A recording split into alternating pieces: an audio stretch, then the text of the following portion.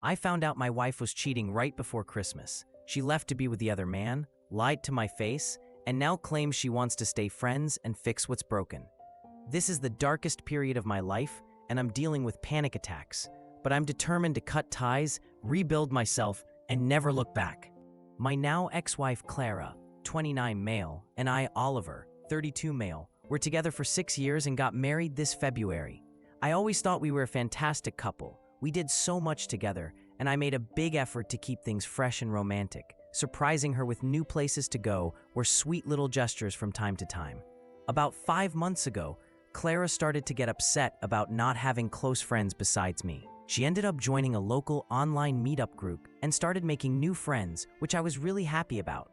I knew how important it was for her to have her own social circle, and I encouraged her to branch out. But after about a month, it was pretty obvious there was one guy in this new crew she was spending more and more time with. I admit, I got a bit jealous, but I trusted her. Everyone deserves friends, right? I didn't want to interfere. A few weeks went by, and Clara was now going over to this guy's house regularly. He had several roommates, and she'd say they were all playing board games together. She'd sometimes send me photos from over there, and it made me feel a bit better. Still, red flags started to pop up everywhere, and my gut began screaming that something was off. She was texting this guy every night, bringing her phone into the shower, and lying awake in bed on her phone long after saying she was too tired to hang out with me. It got really uncomfortable. The amount of time she spent at his place was getting out of hand, especially when she'd already spent all day out with him. I finally decided I had to say something. I told her I wasn't against her being friends with him, but that she needed to dial it back a bit. She shot back that I was being needy and jealous, and that she just liked hanging out with him because they had so much in common. Another week went by. She told me she'd be heading into town to find a gift for her niece. My gut screamed she was lying. I knew this guy's address because I'd actually dropped him off there once, so I decided to check it out, and there was her car, right outside. I started hyperventilating, panicked, and stumbled back to my car sobbing on the drive home. I almost crashed running a red light. When I got home, I tried to calm myself down. Shortly after, Clara called me and acted like nothing was wrong, saying she hadn't found a present for her niece. I told her to come home right away. When she walked through the door, I asked if she really went into town for presents. She kept lying. I told her I knew exactly where she'd been and watched her face go from confusion to shock. She sat down and calmly explained she'd just gone over for coffee and a chat.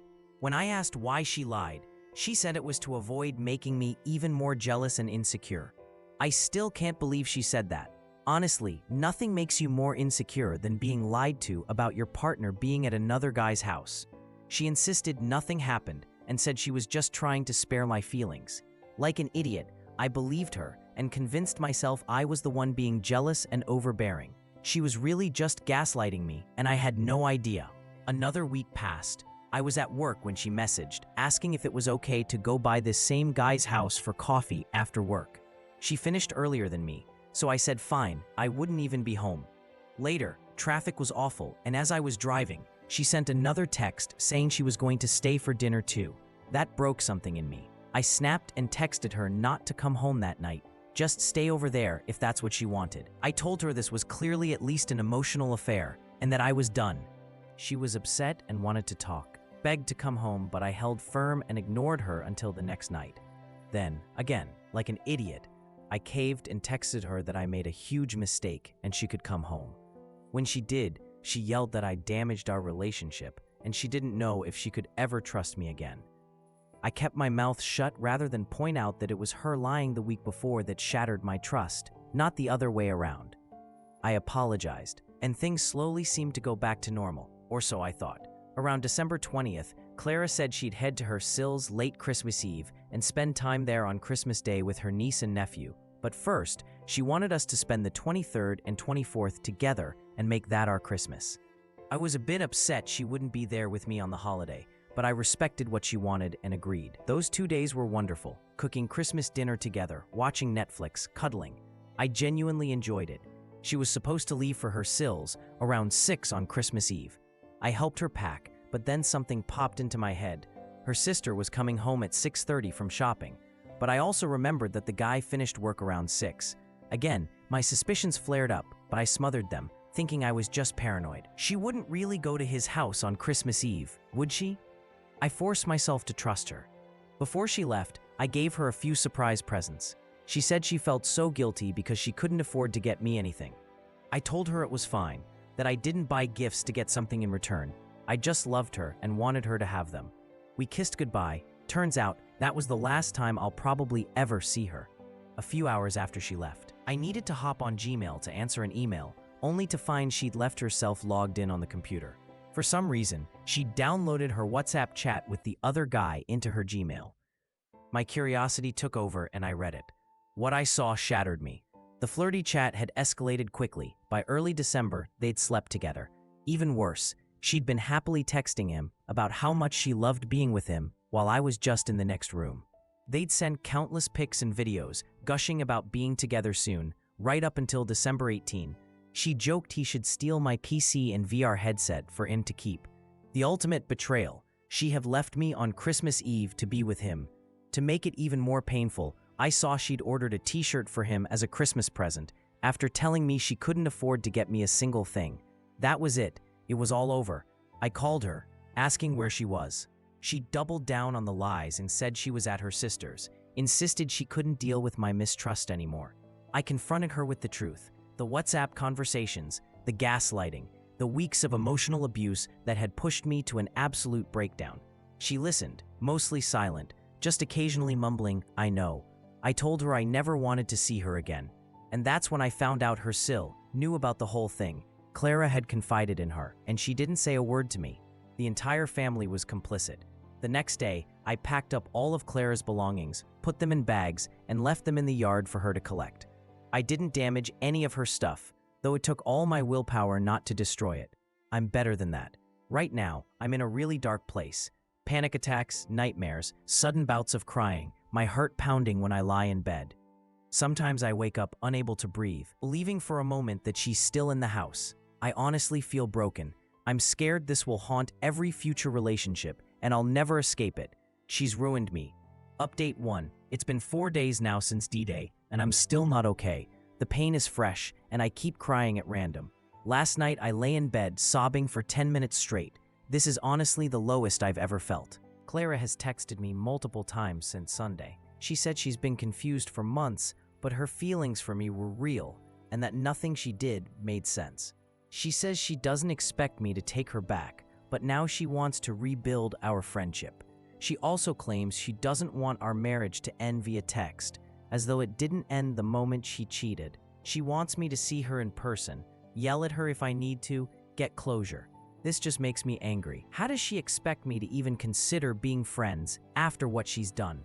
Am I supposed to sit down with her and listen to her try to justify months of emotional abuse? She's delusional.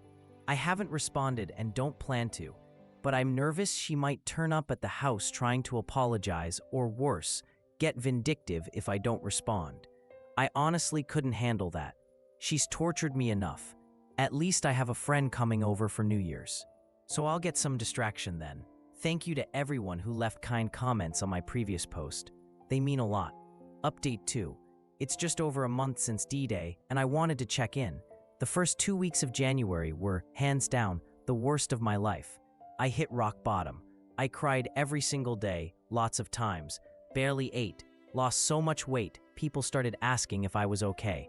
And there were some nights I considered ending it all. I'll admit there was a night when I was holding a knife and seriously close to doing something awful. Now that it's been over a month, things are slowly getting better. I still cry, but less, and I'm eating again. I do get intense waves of pain, worrying I'll never find someone else. But I'm not as completely consumed by it as I was. I've kept up no contact, which is so hard, but so necessary. I blocked her number, but she's gotten through via other channels, like my old email address. In early January, she sent me a long letter over email. She said she regretted what she'd done and knows I want her to suffer for it, and that she'll suffer for the rest of her life. She even wrote that I was the only one who made her feel truly attractive, and pleaded for me to acknowledge her feelings for me were always real. Basically, all of the kind of things you'd expect from a cheater and a narcissist. I'm standing firm. No reconciliation, no answering her. I have nothing to gain. She just wants to feel less guilty, and if the affair has lost its excitement, The guilt is now eating her alive. My recovery is up and down, but I'm taking it day by day. Work has helped keep me sane, and in the evenings I cook a lot. Hard to feel sad when the kitchen smells good. I've socialized a bit, but money's tight, so not as much as I'd like, and I spend lots of time with my dog, who's been amazing. The most important part of my recovery has been letting myself process every ounce of grief and learning to enjoy my own company again. It's still tough, and I don't expect it to get better overnight, but at least now, I feel like I have both hands on the ledge instead of just one. Thanks for reading, and I hope you're all doing okay too. Update free, so now it's 5 weeks out from D-Day, and honestly, I'm still emotionally scattered. Sometimes I can go most of a day without thinking of her. Other times, something will randomly trigger a memory, and it all comes flooding back. For example, the other day, cleaning the house, I found a keepsake Clara bought me years ago, labeled, "To the Man I Love," and it just wrecked my day. I cope mostly by keeping as busy as possible, cooking new recipes, binge-watching shows, going on long walks with my dog, writing, playing video games, anything to distract my mind. The hardest moments come late at night, in bed, when I'm all alone with my thoughts. Without warning, my mind will go right back to Christmas Eve, replaying the entire betrayal over and over. Sometimes it'll spiral into imagining what happened between her and the other guy, which makes me physically sick and once nearly sent me into a panic attack. These moments are getting less frequent, thankfully. Staying no contact is the key. It's excruciating, but the clarity I've gained is worth everything. The fog is lifting, and I see things for what they are. I'm coming out of this with my self-respect, dignity, and principles still intact. I've always told Clara that infidelity would be a hard line, an instant deal breaker. She probably thought I was just saying that, or that I loved her so much I'd find a way to take her back. But everything unfolded exactly as I warned. She made her choice, and I cut her out of my life, for good. Because of this, I've earned a ton of respect from friends and coworkers. They see how I stuck to my guns, and that gives me a lot of pride. It also reassures me that, while my self-esteem has taken a hit, I still value myself. I remind myself daily, I am the prize. She'll look for A in every new man, but she'll never find me again.